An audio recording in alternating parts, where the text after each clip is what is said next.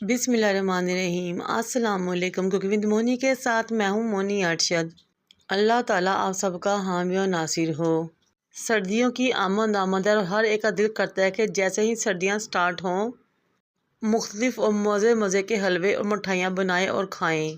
इसीलिए आज मैं आपके लिए बेसन का टुकड़ी हलवा लेकर आई हूँ, जो घर में जो चंद चीज़ों से बन जाता है, बहुत ही मज़ा टेस्टी और बहुत हेल्दी भी है। सबसे पहले मैंने 2 कप बेसन लिया, जिसको अच्छे तरीके से छान लिया, क्योंकि मुझे बेसन में कोई भी लम्स या गुठली नहीं चाहिए। अब मैंने 1 कप देसी घी लिया, उसको मेल्ट किया, वो भी इसमें शामिल कर दिया।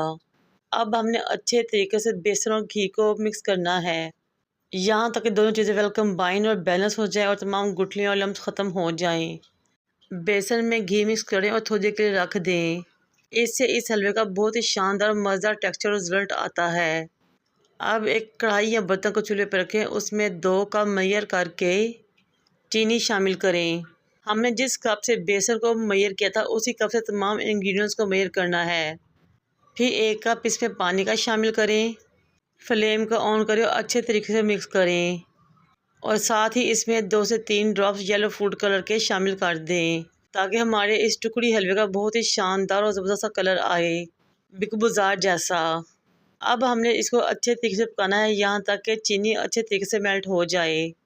इस स्टेज में मेरी आपसे रिक्वेस्ट है कि मेरे चैनल को लाइक करें, शेयर करें, सब्सक्राइब करें और बेल आइकन को टच करें, ताकि मेरी तमाम वीडियोस आप तक पहुँच सके। चीनी के मेल्ट और मिक्स होने के बाद भी हमने इस शीरे को 5 से 6 मिनट के लिए पकाना है, यहाँ तक कि इसमें एक तार बनना शुरू हो जाए। जब शीरे में तार बनना शुरू हो तो बेसन को इसमें शामिल कर दें और तेज़ी से राउंड चम्मच चलाते हुए इसको शीरे में मिक्स करना शुरू करें। जब ये पकना शुरू होगा तो इसमें जाली बनना शुरू हो जाएगी और ये गाढ़ा होना शुरू हो जाएगा। जैसे जैसे ये पकता जाएगा, घी को छोड़ता जाएगा। ये देखिए माशाल्लाह कितना ही शानदार जालीदार सा टुकड़ी हलवा रेडी हो रहा है। हमने इस स्टेज पे से 10 से 12 मिनट के लिए मीडियम टू लो फ्लेम पे पकाना है।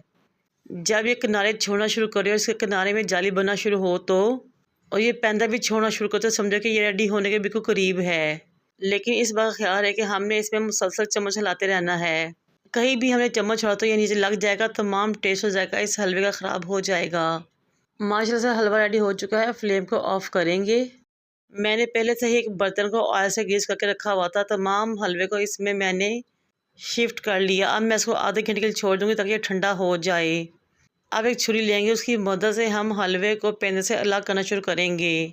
साथ ही अपनी मर्ज़ी से छोटियाँ बड़ी इसकी टुकड़ियाँ काट लेंगे और थोड़ी देर के मज़ीद इसको ऐसे ही रहने देंगे ताकि मज़ीद सेट हो जाए, मज़ीद ठंडा हो जाए।